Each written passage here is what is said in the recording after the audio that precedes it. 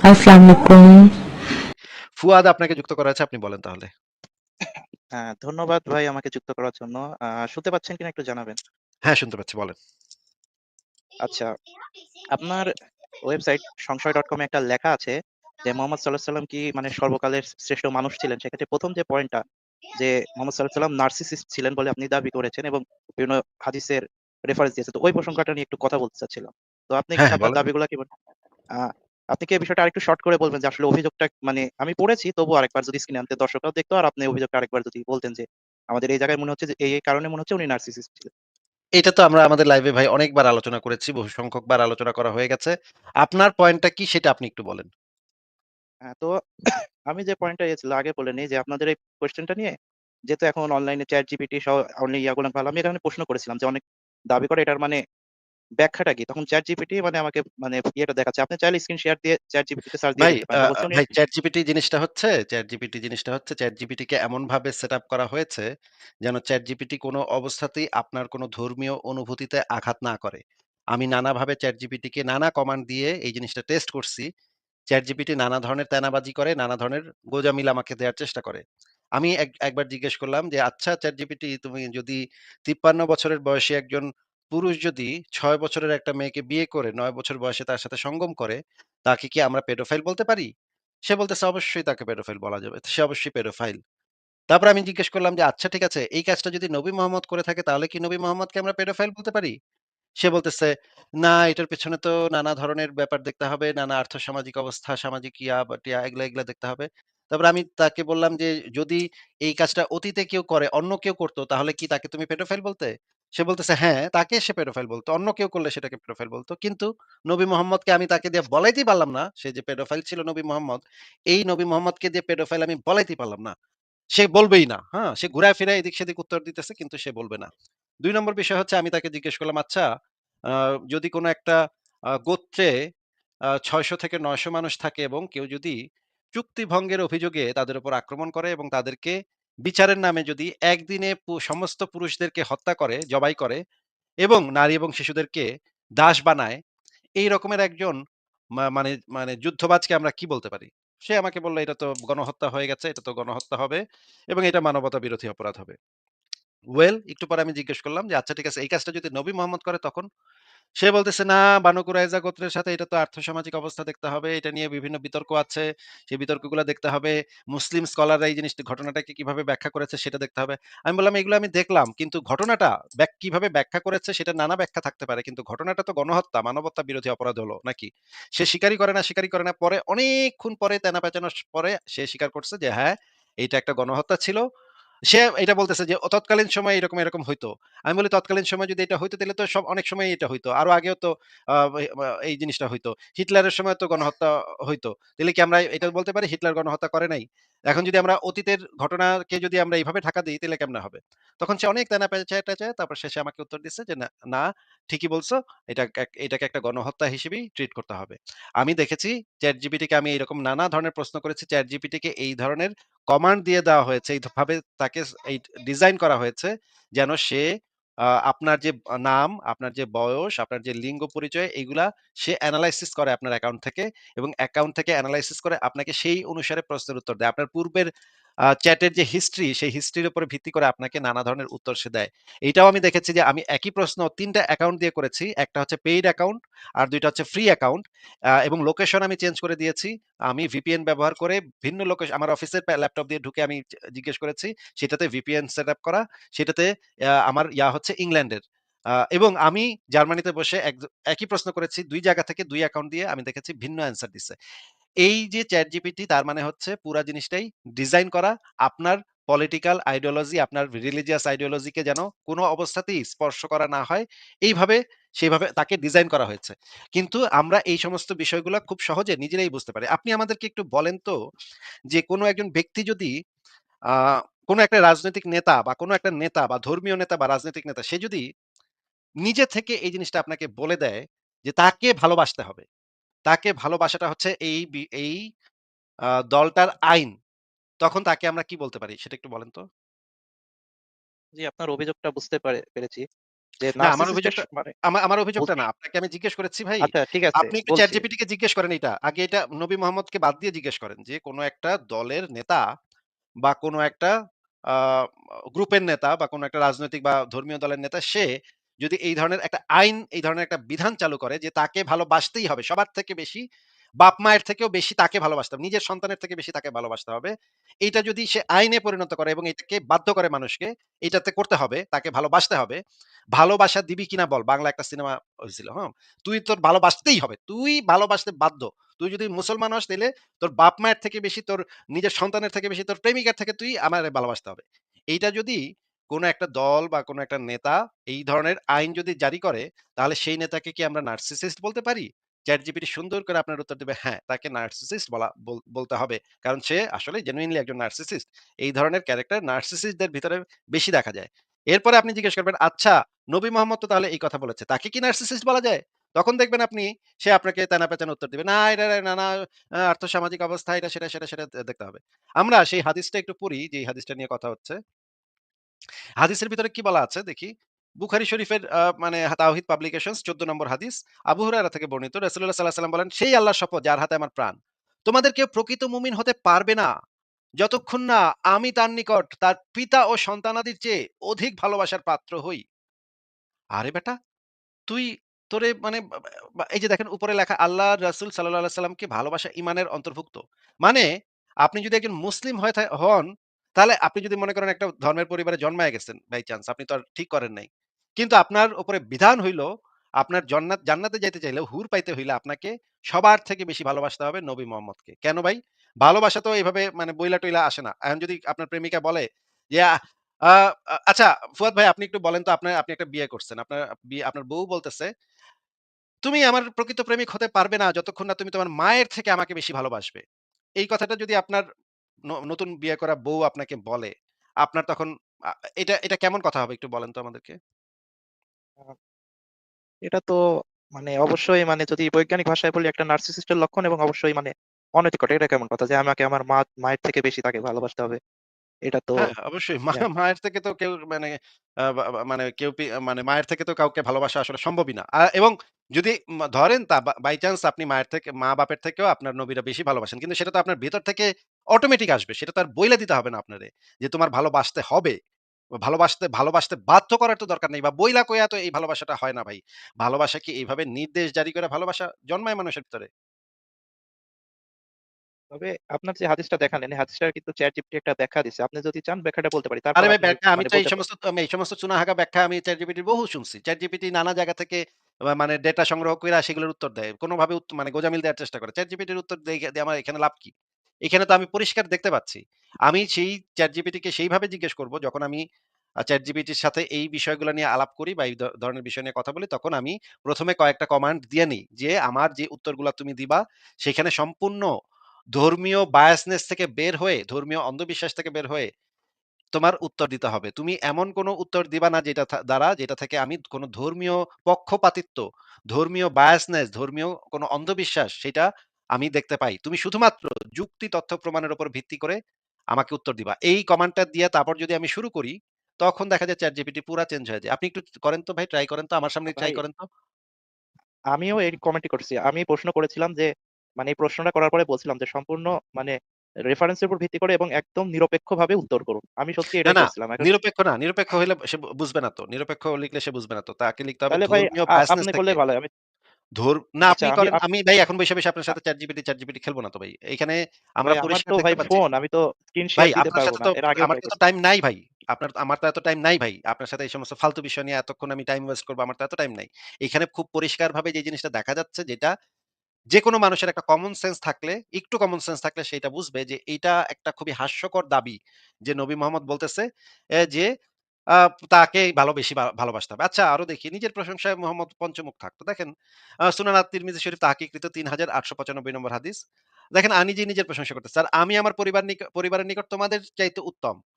সে বলতেছে মোহাম্মদ বলতেছে, "তোমাদের মধ্যে সেই ভালো যে তার পরিবারের নিকট ভালো। আর আমি আমার পরিবারের নিকট তোমাদের চাইতে উত্তম।" নবী মোহাম্মদ কি উত্তম ছিল সেটা তো ভাই মারিয়া কিপ্তিয়ার সাথে লটর-পটর করতে গিয়া যখন ধরা খাইছিল এবং সবাইরে একসাথে তালাক দিতে নিচ্ছিল, সেই ঘটনা পড়লেই বোঝা যায় নবী মোহাম্মদ তার পরিবারের নিকট কতটা উত্তম ছিল সেটা ওইখান থেকেই দেখা যায়। তারপরে এই যে দেখেন এই যে কোরআনের আয়াতে নবী যদি তোমাদেরকে সবাইকে তালাক দিয়ে দেয় তবে সম্ভবত তার প্রতিপালক তোমাদের পরিবর্তে তাকে দেবেন তোমাদের চেয়ে উত্তম স্ত্রী যারা হবে আত্মসমর্পণকারীরই মুমিনা অনুগতা। এইটা কোরআনের আয়াত ভাই। এই রকমের এবং মুহাম্মদের সম্পর্কে যদি আপনি দরুদ না পড়েন, তাইলে কি করবে? মুহাম্মদ কি করবে? দেখেন আবু হুরায়রা থেকে বর্ণিত রাসূলুল্লাহ সাল্লাল্লাহু আলাইহি ওয়াসাল্লাম বলেছে এই অভিশাপ দিলেন যে, যে ব্যক্তি সেই ব্যক্তির নাক ধুলোয় ধূসরিত হোক, যার কাছে আমার নাম উল্লেখ করা হলো অথচ সে আমার নাম শুনেও আমার প্রতি দরুদ পড়ল না। আপনি যদি মুহাম্মদের নামের সাথে দরুদ না পড়েন তাইলে সে আপনাকে অভিশাপ দিচ্ছে। হ্যাঁ? আপনার খারাপ চাইছে। তাইলে ভাই এই সমস্ত জিনিসের উপরে ভিত্তি করে তো অবশ্যই এই জিনিসটা যেকোনো কমন সেন্স থাকলে মানুষ বুঝতে পারে যে, নবী মুহাম্মদ চরম রকমের একজন নার্সিসিস্ট ছিল। নিজেরে ভালোবাসতে সে নির্দেশ ভাই নিজেরে ভালোবাসতে কেউ নির্দেশ দিতে পারে না। এটা জিনিসটাই একটা হাস্যকর জিনিস। এটা একটা ট্রল করার জিনিস। এটা একটা ফাইজলামি মানে আমরা মিম বানাইতে পারি। এটা নিয়া মিম বানানোর ম্যাটেরিয়াল এটা। আপনি যদি এই জিনিসটা আপনার মাথায় না ঢুকে তাহলে তো ভাই ChatGPT কে আপনি জিজ্ঞেস করেন। আপনি ChatGPT এর সাথেই আলোচনা করেন এগুলো নিয়ে। আমি এটা নিয়ে এত সময় আমার নাই যে আপনার সাথে এই ফালতু বিষয় নিয়ে আমি এতক্ষণ সময় অপচয় করব। এটা যেকোনো সাধারণ মানুষ যেকোনো কমন সেন্স ব্যবহার করলে এটা বুঝে। আপনি এই জিনিসটা একটু শেখ হাসিনার ক্ষেত্রে এপ্লাই করেন তো শেখ হাসিনা যদি এই নিয়ম করত যে আ বাংলাদেশে থাকতে হইলে শেখ হাসিনাকে ভালোবাসতে হবে। এটা যদি শেখ হাসিনা নিয়ম করে তাইলে কিরকম হইতো?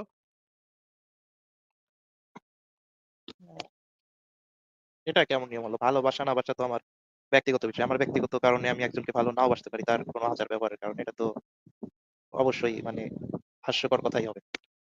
যেকোনো মানুষ যদি আপনাকে মানে নির্দেশ জারি করে যে তাকে ভালোবাসতে হবে সেই জিনিসটাই তো একটা হাস্যকর জিনিস হয়ে যায়। আপনার কি আর কোন প্রশ্ন আছে ফুয়াদ ভাই? আচ্ছা এই বিষয়ে আর প্রশ্ন নাই। মানে আরেকটা প্রশ্ন করে বের হয়ে যাচ্ছি। এটা ভেবেছিলাম যে হয়তোবা ChatGPT এর ব্যাখ্যা আনলে এটা মানে অ্যাকসেপ্টেবল হতে পারে। কারণ কোন মুসলিম স্কলারের ব্যাখ্যা আনলে তো এখানে বায়াসনেস এর একটা বিষয় থাকে। আচ্ছা যেহেতু এখানেও হলো না তো আচ্ছা ঠিক আছে। আচ্ছা আসিফ ভাই আমার একটা বিষয় জানার ছিল যে মানে আমার এটা মানে আগ্রহ জানার জন্য যে আমি দেখলাম কিছু মানে বাংলাদেশের নাস্তিকবাদের উত্থান সম্পর্কে কিছু হিস্ট্রি পড়ে দেখে দেখলাম 2013 থেকে 15 সালের ওইদিকার কিছু ঘটনা যে অনেক নাস্তিকেরই নাম দেখলাম যারা লেখালেখি করছে। আপনার নামটাও আছে। তো আপনার উপরে একটা হামলাও হয়েছিল মেবি কোনো এক সালের জানুয়ারি মাসে ওটাও দেওয়া আছে। তো আমার একটা বিষয় জানার কথা যে বাংলা মানে এটা মানে কোথাও পেলাম না যে বাংলাদেশে এটার মানে শুরুটা কিভাবে হয়েছিল? এটার পায়োনিয়ার কারা ছিল? আর আর অন্যান্যরা কাদের দ্বারা বা আপনারা কাদের দ্বারা এই বিষয়ে ইনফ্লুয়েন্সড হয়েছিলেন? শুধুমাত্র কি ইসলাম পড়েই নাকি অন্য কারো দ্বারা ইনফ্লুয়েন্স ছিলেন? এই বিষয়টা একটু জানার ছিল।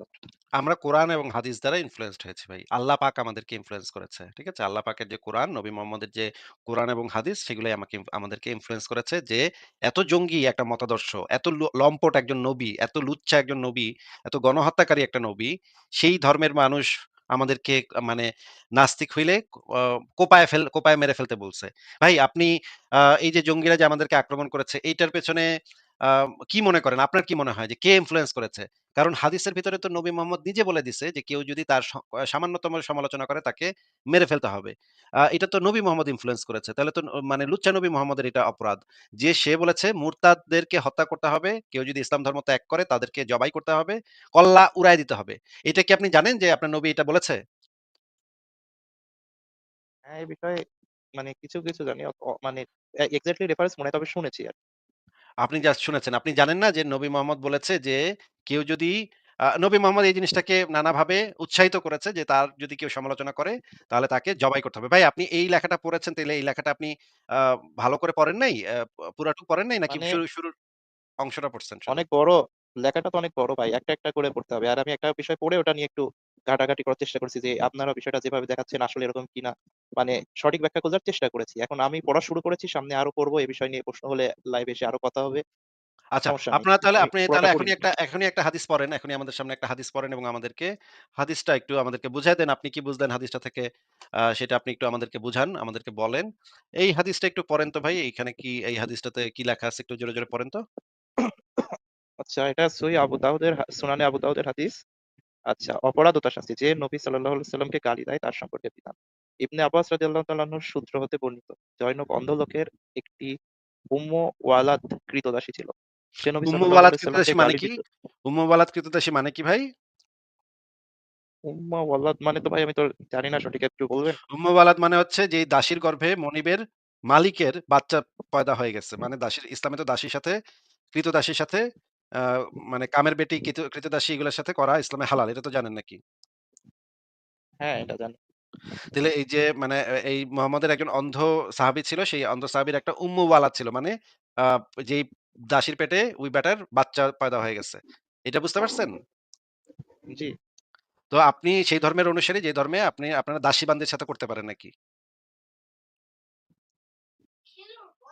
হ্যাঁ আচ্ছা, ভাই? আমি হাদিসটা সামনে কি পড়বো নাকি? হ্যাঁ, মানে এটা একটু বইলা নেন আমাদেরকে। আপনারা সেই ধর্মের অনুসারী যারা আপনাদের দাসী-বান্দী বাসার দাসী-বান্দির সাথে আপনারা করেন। আ মানে ৪ বিবি থাকার পর আপনাদের দাসীর সাথেও করণের দরকার পড়ে নাকি? এটা ভাই মানে একদম সরল বিষয়টা তো ভাষায় বুঝলাম। বুঝলাম না তো ভাই। সরল ৪ ভাষায় বিবি বললে থাকার পরেও ইসলামের আপনারা ৪ বিবি তো আপনাদের হয় না ভাই। মানে কি একটা অবস্থা ভাই। ৪ বিবি তো আপনাদের পোষায় না। আমি তো ভাই ১ বউ নিয়েই মানে আমার কোমর ব্যথা করে মাঝে, মাঝে, হ্যাঁ? আপনারা ৪ বিবি নিয়েও আপনারা মানে আপনাদের পোষায় না। দাসীও করণ লাগবে। আচ্ছা ঠিক আছে পড়েন। এরপরে কি লেখা আছে পড়েন। সে নবী সাল্লাল্লাহু আলাইহি সাল্লামকে গালি দিত এবং তার সম্পর্কে মন্দ কথা বলতো। অন্ধ লোকটি তাকে নিষেধ করা সত্ত্বেও সে বিরত হতো না। সে তার ভর্ৎসনা করত, কিন্তু তাতেও সে বিরত হতো না। এক রাতে সে আচ্ছা, যখন নবী তার মানে আমরা সাল্লাল্লাহু আলাইহি বুঝলাম যে ওই একজন মহিলা ছিল দাসী, কৃতদাসী যার পেটে মনিবের বাচ্চা হয়েছিল। সেই মহিলাটা মোহাম্মদ সম্পর্কে আজে-বাজে কথাবার্তা বলত। অনেক মহিলাই আছে, বাংলাদেশে অনেক মহিলা কাজের লোক-টোক আছে যারা একটু মুখ খারাপ। একটু কিছু বললেই তারা একটা ক্যাঁ, ক্যাঁ, ক্যাঁ, ক্যাঁ করে মানে হাউকাউ একটু গালিগালাজ করে, খারাপ ভাষা ব্যবহার করে। এরকম তো মহিলা আপনি দেখছেনই বাংলাদেশে নাকি? হ্যাঁ, অনেকেই তো আছে। এরকম মানে ওই যে দেখা যায় একটু মানে যারা একটু গরিব মহিলা তারা একটু এই ধরনের মুখ-টুক একটু খারাপ থাকে, একটু বাজে ভাষায় কথাবার্তা বলে। এরকম তো মহিলা বাংলাদেশে তো অভাব নাই। আপনিও আপনার অভিজ্ঞতা তো নিশ্চয়ই আছে, আমার অভিজ্ঞতাতে অনেক মহিলা আছে এরকম যারা খুব মানে বাজে, বাজে কথাবার্তা বলে। আমরা এদেরকে একটু এড়ায় চলি। আমরা তো আর তাদেরকে মারতে যাই না, তাদেরকে একটু এড়ায় চলি। আচ্ছা ঠিক আছে আপা মাফ করে দেন। মাফ-টাফ চাইয়া আমরা চইলা যাই এখান থেকে। বেশি ঘাটাই না এদেরকে। বেশি ঘাটাইলেই এরা গালি দিবে। নোংরা, নোংরা গালি দিবে। এইজন্য আমরা বেশি ঘাটাই না। তো এরকম একজন মহিলা ছিল। সেই মহিলা মোহাম্মদ সম্পর্কে বাজে কথা বলত। আচ্ছা ঠিক আছে এক রাতে এখান থেকে পড়েন এবার। এক রাতে সে যখন নবী সাল্লাল্লাহু আলাইহি সাল্লামকে গালি দিতে শুরু করলো এবং তার সম্পর্কে মন্দ কথা বলতে লাগলো, সে একটি একটি সে একটি একটি ধারালো ছোরা নিয়ে তার পেটে ঢুকিয়ে তাতে চাপ দিয়ে তাকে হত্যা করলো। তার দু পায়ের মাঝখানে একটি শিশু পতিত হয়ে রক্তে রঞ্জিত হলো। আচ্ছা আচ্ছা, কি বুঝলেন ভাই? কি বুঝলেন একটু বলেন তো এইটুকুর মানে কি? মেয়েটা প্রেগনেন্ট ছিল আর কি, হয়তো গর্ভে একটা শিশু ছিল। যেহেতু পেটের ভিতরে চাকু ঢোকায় চাপ দিছে, তখন মানে বাচ্চাটা আর কি মানে পেট থেকে বের হয়ে আসছে।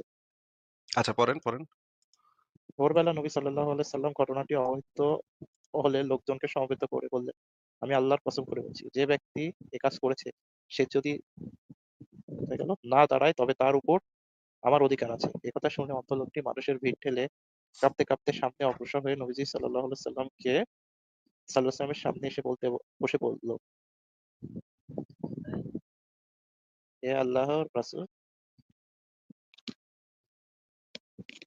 আমি সেই নিহত দাসীর মনিব। সে আপনাকে গালাগালি করতো এবং আপনার সম্পর্কে অপমানজনক কথা বলতো। আমি নিষেধ করতাম কিন্তু সে বিরত হতো না। আমি তার মধ্যে হক দিতাম কিন্তু সে তাতেও বিরত হতো না। তার গর্ভজাত মুক্তার মতো আমার দুটি ছেলে আছে, আর সে আমার খুব প্রিয় পাত্রী ছিল। গত রাতে সে আপনাকে গালিগালাজ শুরু করে এবং আপনার সম্পর্কে অপমান করা লাগে। আমি তখন একটি ধারালো ছুরি নিয়ে তার পেটে স্থাপন করে তাতে চাপ দিয়ে তাকে হত্যা করে ফেলি। নবী সাল্লাল্লাহু আলাইহি ওয়াসাল্লাম বললেন, তোমরা সাক্ষী থাকো, তার রক্ত বৃথা গেল। আচ্ছা এখানে তার রক্ত বৃথা গেল এই কথাটার মানে হইলো যে এই মহিলার কোনো বিচার হবে না। এই মহিলার কোনো বিচার-আচার নাই। এই মহিলার রক্তটা বৃথা। এই মহিলার রক্তের কোনো মূল্য নাই। সেটা আমি আপনাকে পরে আরো বের করে দেখাচ্ছি। এই সরাসরি বই থেকেও দেখেন। এখানে বলা হচ্ছে, "তোমরা সাক্ষী থাকো তার রক্ত বৃথা গেল।" এখানে যে জিনিসটা বলা আছে এটা আরো অন্য হাদিসেও আছে। আ এই যে দেখেন এখানে লাস্টে যেটা বলা আছে, "কিন্তু গতরাতে সে যখন পুনরায় আপনার সম্পর্কে কটূক্তি গালমন্দ করতে থাকে, আমি নিয়ন্ত্রণ হারিয়ে ফেলি। ছোরা দিয়ে পেটে প্রচন্ড আঘাত করে তাকে হত্যা করি।" তখন নবী সাল্লাল্লাহু আলাইহি ওয়াসাল্লাম বললেন, "তোমরা সাক্ষী থাকো ওই দাসী রক্ত ক্ষতিপূরণের অযোগ্য বা মূল্যহীন।" মানে ওই দাসীর রক্ত মূল্যহীন। এটা দেখা যাচ্ছে ভাই? হ্যাঁ, দেখা যাচ্ছে। আচ্ছা। এই হাদিসটাই অন্য জায়গাতে আছে যে, এ খুন বাতিল। এজন্য কোন খেসারত দিতে হবে না। নবী বলেছে, "এই খুনটা বাতিল, এইটার জন্য কোন খেসারত দিতে হবে না।" মানে এই খুনের কোন শাস্তি নাই। কেউ যদি নবীকে কটূক্তি করে, তাকে যদি কেউ হত্যা করে তাহলে তার কোন শাস্তি নাই। এটা মানে মানে এটা এই খুনটা ভালো খুন। ইসলামের দৃষ্টিতে এটা একটা ভালো খুন ছিল। মুহাম্মদ এটাকে অ্যাপ্রুভ করছে। এই খুনটাকে অ্যাপ্রুভ করছে। আচ্ছা এই হাদিসটার অন্য আরেকটা ভার্সন দেখি রাসূলুল্লাহ সাল্লাল্লাহু আলাইহি ওয়াসাল্লাম বলেছেন, "তোমরা সাক্ষী থাকো ওই দেশের রক্তের কোন বিনিময় নেই।" এই যে আমি এই ভিডিওটা ছেড়ে দেখাতে পারি আপনাকে। এখানে এরা একই কথা বলছে, সবাই একই কথা বলছে যে এই হাদিসটাও বলছে এবং বলছে যে মুহাম্মদের সম্পর্কে যদি কেউ সামান্যতম কটূক্তিও করে, কেউ যদি সামান্যতম কটূক্তি আরেকটা দলিলে আছে ইমাম মালিক বলেছে, কেউ যদি নবী মুহাম্মদের জামার একটা বুতাম ছিল এইটাও ময়লা বলে, যদি কেউ বলে যে নবীর জামার একটা বুতাম ময়লা ছিল একটু, এইটা বললেও তাকে সাথে, সাথে জবাই করে ফেলতে হবে। তার কোনো জীবন বেঁচে থাকার কোনো অধিকার তার নাই। তাকে যেই ধর্মেরই হোক তাকে মেরে ফেলতে হবে। এখন আপনার ধর্ম যদি এই শিক্ষা দেয় ভাই, তাহলে যেই মুমিনেরা আমাদেরকে জবাই করেছে বা আমাদের অন্য ব্লগারদেরকে জবাই করেছে তারা কার কাছ থেকে অনুপ্রাণিত হয়ে এই কাজটা করেছে? কোরআন হাদিস থেকে। আর আচ্ছা। আর আমরা কার কাছ থেকে না মানে অনুপ্রাণিত হয়েছি? আমরাও কোরআন হাদিস থেকে। এই যে এই সমস্ত হাদিস যখন আমরা পড়েছি, কোরআনের আয়াত যখন আমরা পড়েছি, আমরা বুঝেছি নবী মোহাম্মদ কত বড় বদমাইশ, ইতর হারামি ছিল যে একটা মহিলাকে এইভাবে মেরে ফেলছে। কিভাবে এই মহিলাটাকে মেরে ফেলছে জাস্ট বিকজ ওই মহিলা মোহাম্মদকে গালি দিত। ভাই আমাদের প্রতিদিন আমাদের অনেক গালি শুনতে হয়। হাজার, হাজার মুমিন এসে আমাদের প্রোফাইলে আমাকে, আমার বউকে, আমার বাচ্চাকে, আমার যে বাচ্চা মাত্র জন্মাইছে সেই বাচ্চাকে পর্যন্ত গালিগালাজ করে যায়। ভাই এইগুলা গালিগালাজ মানুষ করতেই পারে। কিন্তু গালিগালাজ করাটা আমরা পছন্দ করি না। কিন্তু এইটার জন্য তো আমরা কাউকে কখনো হত্যা করি না। কিন্তু নবী মোহাম্মদ এই কাম করত, তাকে যদি কেউ সামান্যতম গালিগালাজও করত, সামান্যতম কটূক্তি করত, সামান্যতম বিরোধিতা পর্যন্ত করত, তাকে রাতের অন্ধকারে লোক পাঠায় নবী মোহাম্মদ এভাবে খুন করাইতো। অনেককে সে খুন করাইছে। তাহলে ভাই এই কাজগুলা তো এই বদমাইশ নবীর কারণেই তো এই সমস্ত ঘটনা ঘটতেছে নাকি? বুঝতে পারছি আপনার অভিযোগটা কোন জায়গায়। আচ্ছা, এটা নিয়ে অবশ্যই আমাকে একটু দেখতে হবে ঘাটাঘাটি করে। আপনার আপাত দৃষ্টিতে তো এটা এরকমই মনে হচ্ছে যে ঠিক না, তবে এর পিছনের বিষয়টা আর ব্যাখ্যা আমাকে একটু দেখতে হবে। আমি তো ভাই এখনই কোনো মন্তব্য করতে পারছি না। আমাকে অবশ্যই এটার আচ্ছা ব্যাখ্যা দেখতে হবে। এটার ব্যাখ্যা মানে কি? ব্যাখ্যা মানেটা কি? বুঝলাম না তো কথাটা। এই কাজটা যদি নবী ছাড়া অন্য কেউ করত, ধরেন এখানে নবী নাই। এখানে আ মার্কিন প্রেসিডেন্ট ডোনাল্ড ট্রাম্প আছে। হ্যাঁ? তর্কের খাতিরে ধরেন এখানে আমরা মার্কিন প্রেসিডেন্ট এখানে লেখা আছে আ যে মার্কিন প্রেসিডেন্ট ডোনাল্ড ট্রাম্পকে গালি দেয় তার সম্পর্কিত বিধান। এক রাতে আমেরিকার একজন নাগরিক একজন মহিলা মানে ডোনাল্ড ট্রাম্পকে গালি দেয়া শুরু করলো এবং তার সম্পর্কে মন্দ কথা বলতে লাগলো। তখন ডোনাল্ড ট্রাম্পের এক অনুসারী তার পেটে ধারালো ছোরা ঢুকিয়ে তার পেটে চাপ দিয়ে হত্যা করলো এবং দুপায়ের মাঝখানে একটি শিশু পতিত রক্তে রঞ্জিত হলো। এই একই ঘটনা যদি ডোনাল্ড ট্রাম্প সম্পর্কে আপনি পড়তেন একটা নিউজে, ভাই আপনি কি এটার ব্যাখ্যা খুঁজতে যাইতেন? নাকি আপনি বলতেন সাথে, সাথে বলতেন যে, আয় হায়! এটা কি ভাই? ছি, ছি, ছি! ডোনাল্ড ট্রাম্প এত খারাপ লোক। সে এই রকমের একটা খুনকে অ্যাপ্রুভ করলো। এই রকমের একটা খুনের মানে সমর্থন করলো। এই রকমের একটা খুন হয়ে যাওয়ার পরে সে বলল যে, এই খুনের কোনো মূল্য নাই। ছি, ছি, ছি! ডোনাল্ড ট্রাম্প কত্ত খারাপ, এত্ত খারাপ। এটা কি আপনি বলতেন না ভাই? হ্যাঁ, অবশ্যই ফুয়াদ ভাই? বলতাম। তখন কি আপনি আগে হ্যাঁ, ব্যাখ্যা হ্যাঁ খুঁজতেন? বলতাম। না এটার কোনো নিশ্চয়ই একটা ব্যাখ্যা আছে। আমি ডোনাল্ড ট্রাম্পের একজন অনুসারীর কাছে গিয়ে ব্যাখ্যাটা জেনে নিতে হবে আমার। এর আগে তো বলতে পারছি না ভাই। যে ব্যাখ্যা আমি তো এখনই কিছু বলতে পারছি না। আমি তো আগে ডোনাল্ড ট্রাম্পের সাথে একটু কথা বলে আসি।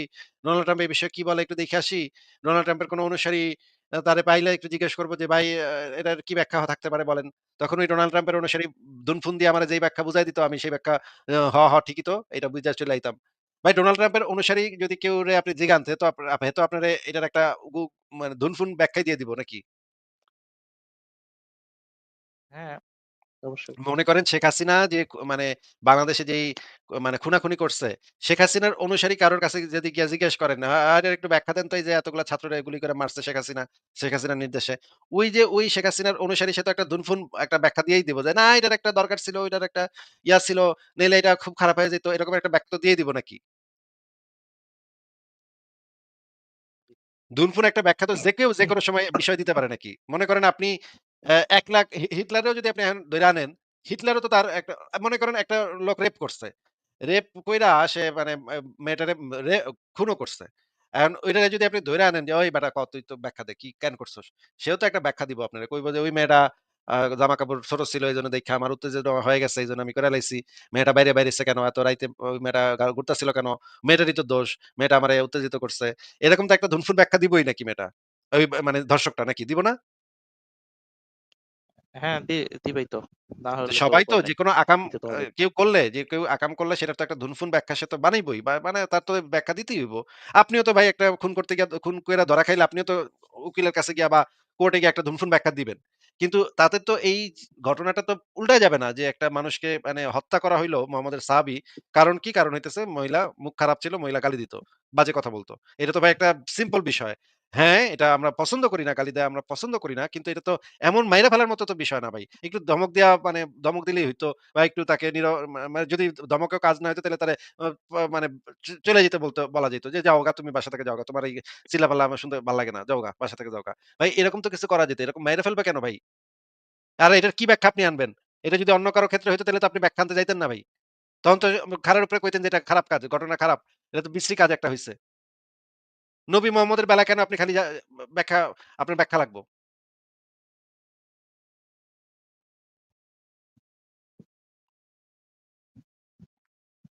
বলেন, বলেন। ভাই বলেন।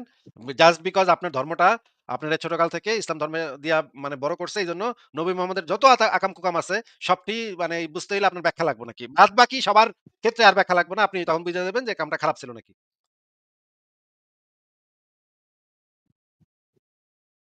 ফুয়াদ ভাই বলেন, বলেন। কথা বলেন। উত্তর দেন। এ বিষয়ে আর কি উত্তর দিব ভাই? উত্তর দেওয়ার কিছু নাই। আচ্ছা এই যে ইসরায়েল যে গাজাতে আক্রমণ করতেছে এটা শুইনা তো আপনি এটার প্রতিবাদ নিশ্চয়ই জানাইছেন। এখন ওগরও তো একটা ব্যাখ্যা আছে নাকি? ব্যাখ্যা ওগর ওরা ব্যাখ্যা যে তো আছে, মানে ব্যাখ্যা তো দেয়। হামাস আছে, ওখানে হামাস হ্যাঁ, লুকায় আছে, হামাস মারতেছে। এইজন্য হ্যাঁ, তাহলে মারছি, তাহলে ব্যাখ্যা তো তো ওরাও একটা ব্যাখ্যা দিচ্ছেই। দিতেছে। তাহলে তো এটাতে কোনো সমস্যা নেই তো। ব্যাখ্যা তো দিতাছি, অসুবিধা কি? তখন তো আপনি কি ওই ব্যাখ্যাটারে অ্যাকসেপ্ট করেন? যে তো ব্যাখ্যা তো দিতাছি, অসুবিধা কি? তাইলে মারতেছে মারুক, অসুবিধা কি? না, অবশ্যই হবেই? অ্যাকসেপ্ট করব না। মানে আপনি তারা তার মানে আপনি এটুক পর্যন্ত ব্যাখ্যা মানার ক্ষেত্রে আপনি দেখেন যে এটা আপনার ধর্মের নাকি? নবী এই আকাম করলে ওটার একটা ব্যাখ্যা আছে। আর অন্য কেউ আকাম করলে, "হাই! আকাম করলি কেন?" ওরা তো মানে আকাম করছে। তখন আর ব্যাখ্যা লাগে না। তখন আপনি বুঝা যান যে কামটা আকাম।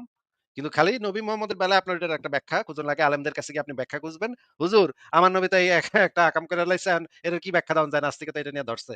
এটা নিয়ে তো মানে খুব ধরতাছে ভাই। নাস্তিকে তো এটা নিয়ে চিল্লা ফালাইতেছে। নাস্তিকে তো এটা নিয়ে কটূক মানে কড়া সমালোচনা করতেছে। এখন কি ব্যাখ্যা দেওয়া যায়?" হুজুরে তখন আপনার মাথা ঘাটাইয়া খুব হায় রে! এটা দিয়ে কি ব্যাখ্যা দেওয়া যায়? আচ্ছা, একটা ব্যাখ্যা দিয়ে দিই। ওই মহিলা আসলে ছিল খুবই খারাপ।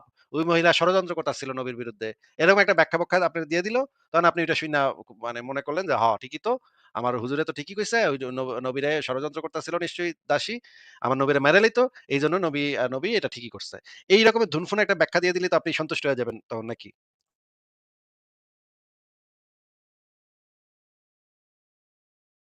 ফুয়াদ ভাই বলেন, বলেন। কি আর বলবো ভাই? এটা তো মানে আমি বলার কোনো ভাষা পাচ্ছি না। কি বলবো আপনাকে? তো এরকম তো ঘটনা অনেকগুলা আছে ভাই। অনেকগুলা ঘটনাতে এরকম দেখা যাচ্ছে মোহাম্মদ এভাবে মানুষকে নিজে লোক পাঠায় মারতেছে বা মানুষের কাটা মাথা নিয়া মোহাম্মদের কাছে আইসা মোহাম্মদের আবার উপহার দিতেছে। মোহাম্মদ আবার কাটা মাথা দেখে কইতেছে, "বাহ! মাশাআল্লাহ। আল্লাহ তোমার মানে মঙ্গল করবে।" ভাই এগুলা কি রে ভাই? মানে কাটা একটা মানুষের কাটা মাথা নিয়ে আইসা মোহাম্মদরে দিতেছে।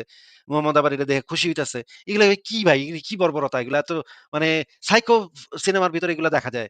সাইকোপ্যাথ সিনেমার ভিতরে এগুলা দেখা যায় মাথা কাইটা আইনা একজন আরেকজনের গিফট করে। ভাই এই কি বিভৎস ব্যাপার-স্যাপার! আপনি কি জানেন যে মোহাম্মদের কাছে যে কাটা মাথা আইনা উপহার দিত মোহাম্মদরে তার সাহাবীরা? না, এগুলা হাদিস দেখতে হয় ভাই। অত তো হাদিস পড়ি নাই, জেনারেলের স্টুডেন্ট। এই টুকটাক যা পড়া আরকি। এই যে মনে করেন এই হাদিস দেখে তো আপনার তো এখন ব্যাখ্যা লাগবো ভাই। এটা তো এখন বলন যাইব না। ব্যাখ্যাটা তখন লাগবে আমাকে হুজুরের কাছে গিয়ে আমি একটু ব্যাখ্যা লইয়া আহি। হুজুর এই যে আমার নবীর সামনে নাকি কাটা মাথা নিয়া শত্রুর কাটা মাথা আইনা দিত। তখন নাকি নবী খুশি হইতো কাটা মাথা দেইখা। তখন হুজুর আপনার দুনফুন একটা ব্যাখ্যা দেয়। আরে না ওইটা তো অনেক শয়তান ছিল ওই কাফেরটা। কাফেরটারে এইজন্য মাইরা এইজন্য মাথা কাইটা নিয়ে আসছিল। তখন আপনি ও আচ্ছা ভালো ব্যাখ্যা দিছেন তো হুজুর। সন্তুষ্ট হইলাম। খুবই সন্তুষ্ট হইলাম। যাই নাস্তিকের কাছে গিয়ে বইলা আসি। ভাই এই ব্যাখ্যা দিয়ে কি লাভ হবে? এই সমস্ত দুনফুন ব্যাখ্যা দিয়ে কি আপনার মনে হয় এগুলা জাস্টিফাই হয়? আ ব্যাখ্যা ভাই যা তা ব্যাখ্যা দিলে তো ওটা আমার কাছে নিজেরও মন থেকে acceptable মনে হয়। এখন ভাই মানে যে হাদিসগুলা দেখেন না, আমি মুখে যতই বলি, এখন আধুনিক আইন থেকে আর প্রত্যেকটা মানুষেরই বিবেক আছে। মনের ভিতর তো একটু তো সংশয় থেকেই যায়, তাই না? যথেষ্ট ব্যাখ্যা না হলে তো হয় না। কারণ এই হাদিস তো আপনারা মুসলিম অবস্থায় পড়ছেন, এই অবস্থায় পড়েই তো আজকে এই এখানে আসছে। তো অবশ্যই আপনাদের ভিতরে ইয়ে ছিল। ঠিক আছে আমরাও ব্যাখ্যা খুঁজেছি। আমরাও শুরুর দিকে ব্যাখ্যা খুঁজেছি। কিন্তু দেখছি যে যেই সমস্ত ব্যাখ্যা দিতেছে এই সমস্ত সুনাহাগা মুমিনেরা, হুজুরেরা, আলেমেরা এই ব্যাখ্যা তো অ্যাকসেপ্টেবল না ভাই। এই একটা মহিলাকে এইভাবে পেটে ছুরি মাইরা ফেলা মানে তাও আবার উম্মে ওয়ালা ২ মানে সাহাবীর উম্মে ওয়ালা ছিল। মানে সন্তানের মা। ভাই সন্তানের মায়ের প্রতি মানুষের আলাদা ভালোবাসা থাকে, আলাদা থাকে, মমতা থাকে। হ্যাঁ? মানে সন্তানের মা এরে পর্যন্ত মাইরা ফেলতেছে এইভাবে। ভাই এগুলো তো মানে কল্পনা করা যায় না। এগুলো তো এত বর্বরতা এগুলো তো কল্পনা করা যায় না। আমরা এই জিনিসগুলা এটা তো আপনারা কমই জিনিস দেখাইছি। এর থেকে আরো ভয়ংকর মানে কোরআনের আয়াত আছে, হাদিস আছে, সিরাত আছে, তাফসির আছে। কি সমস্ত ভয়ংকর একটু আগে একটা দেখাইলাম খালিদ বিন ওয়ালিদ কিভাবে একটা মুসলিমের মাথা কাইটা রান্না করছে। তার মাথাটা এই যে ৩ টা পাথর লাগে তো রান্নার বড় মানে পাতিল বসাইতে ৩ টা পাথর লাগে। ২ টা পাথর বসাইছে আর ওই যে যেই মুসলিমের মাথা কাটছে সেই মুসলিমের মাথাটা ওইখানে রাখছে ৩ নাম্বার পাথরের জায়গায়। এইটা দিয়ে সে রান্না করছে। পুরা রান্না করে খাইছে। ভাই একেবারে সাইকো সিনেমা, একেবারে সাইকোপ্যাথ সিনেমা এগুলা যখন আমরা পড়ছি, তখন তো এই ধর্মে থাকা সম্ভব না তো। এটা তো ভাই মানে বিরাট অমানবিক ব্যাপার হয়ে যাবে যদি আমরা এই ধর্মের ভিতরে তাও বইসা থাকতাম।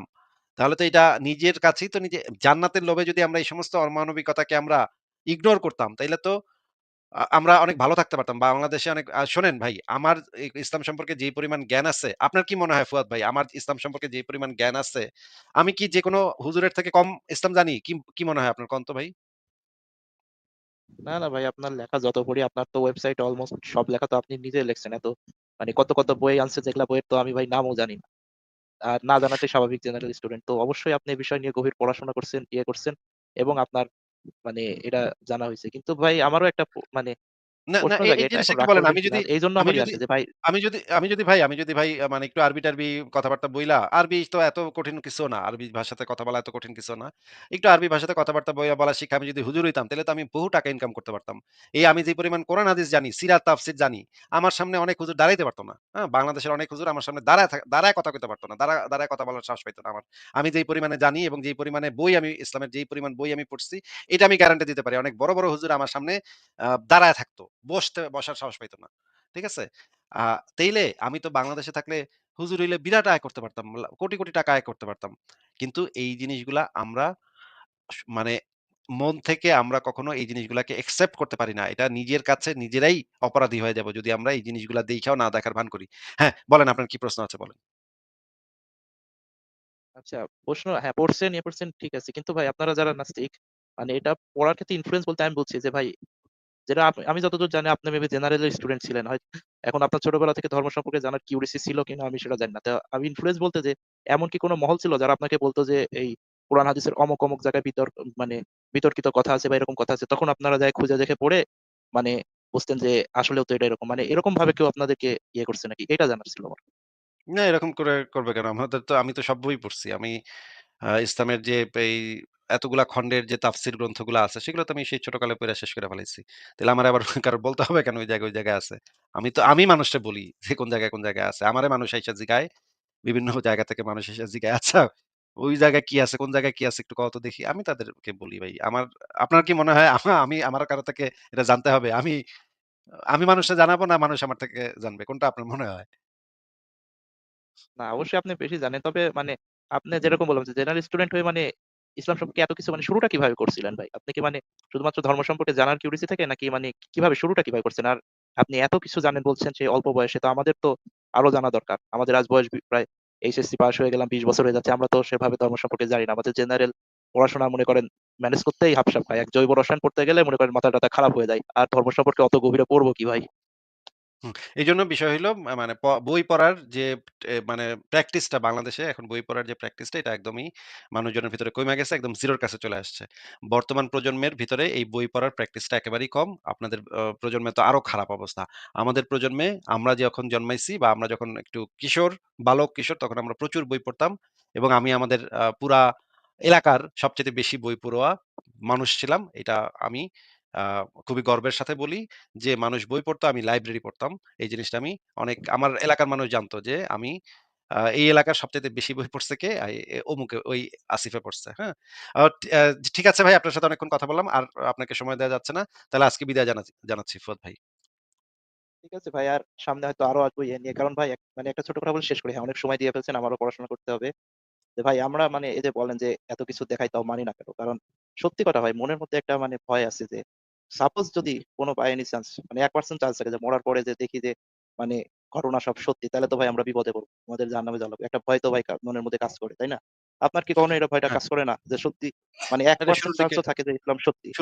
শুরুর দিকে করত। যখন শুরু হইছে তখন এই যে এই সন্দেহটা শুরু হইছে তখন ভয় লাগতো। তখন ভাবতাম যে যদি থাকে তাইলে বুঝতেছি জিনিসটা খারাপ কিন্তু যদি থাকে ভাই তাইলে তো ফাইসা যামু। পরে আমি দেখলাম যে যদি আমি আ এইভাবে মানে মনে করেন একটা খুব পাওয়ারফুল লোক আছে। সে আমার খুব অনৈতিক একটা কথা বলতেছে করতে। আমি যদি সেটা অনৈতিক কাজটা করি তাইলে আমি ওই পাওয়ারফুল লোকটা আমার অনেক ভালো মানে অনেক টাকা দিব। কিন্তু এই অনৈতিক কাজটা করলে তো আমি নিজের কাছে পরিষ্কার থাকবো না। নিজের কাছে তো হাইরা যাবো। নিজের কাছে তো ছোট হয়ে যাবো। পরে আমি দেখলাম যে ধইরা নিই যে আল্লাহ অনেক আছে। আল্লাহ অনেক ক্ষমতাবান। কিন্তু তারপরেও এই জিনিসগুলা যদি আমি অ্যাকসেপ্ট করি, যে এই অনৈতিক কাজগুলাকে যদি আমি আ শুধুমাত্র জান্নাতে যাওয়ার লোভে বা জাহান্নামে পড়ার ভয়ে যদি আমি অ্যাকসেপ্ট করে নিই, মাইনা নিই, তাইলে তো আমি নিজের কাছে ছোট হয়ে যাব। নিজের কাছে বড় হওয়া, নিজের কাছে ছোট হওয়া এটা হইতেছে সবচাইতে ইম্পোর্টেন্ট বিষয়। এটার থেকে বড় আর কিছু নাই। হ্যাঁ? আপনি জান্নাতে যাইবেন নাকি জাহান্নামে যাবেন তার থেকে ইম্পোর্টেন্ট বিষয় হচ্ছে আপনি কাছে নিজে নিজের কাছে নিজে আপনি মাথা উঁচা কইরা আয়নায় নিজের চেহারা দেখতে পারতেছেন কিনা। আচ্ছা ফুয়াদ চলে গেছে। আমি যেটা বলতে চাচ্ছি যে আপনারা নিজের কাছে নিজে অনেস্ট থাকতে পারতেছেন কিনা? আমরা যখন নিজের কাছে নিজেরা অনেস্ট থাকতে পারতেছি তখন তো জাহান্নামে গেলে অসুবিধা কি? মাথা উঁচা করে যাবো, সিনা টান করে চলে যাবো, অসুবিধা কি? কিন্তু যদি আপনি এগুলা জানার পরেও নবী এই সমস্ত আকাম-কুকাম করছে। তারপরেও আপনি জান্নাতে যামু এই লোভে আপনি যদি এই জিনিসটাকে মনে করেন, আচ্ছা ঠিক আছে, আমি এই অনৈতিক জিনিসটারই মাইনে নিলাম। তাইলে তো আপনি নিজের কাছেই নিজে হাইরা গেলেন। নিজের কাছে নিজে ছোট হইলেন। আ আপনি তো আপনি তো মাথা নিচু করে জান্নাতে যাবেন। কারণ আপনি একটা অপকর্ম নিজের চোখে দেখতে পাইতেছেন যে এই জিনিসটা একটা খারাপ কাজ। তারপরেও আপনি জিনিসটাকে মাইনে নিচ্ছেন। জাস্ট বিকজ আল্লাহ অনেক ক্ষমতাবান এবং আপনার একটা লাভের আশা আছে। জান্নাতে যাইবেন, হুর লাগাইবেন, হুর পাইবেন। এটা তো ভাই আপনি একজন অনৈতিক মানুষ হিসেবেই নিজেকে প্রমাণ করবেন যদি আপনি এটাকে অ্যাকসেপ্ট করেন, তাই না?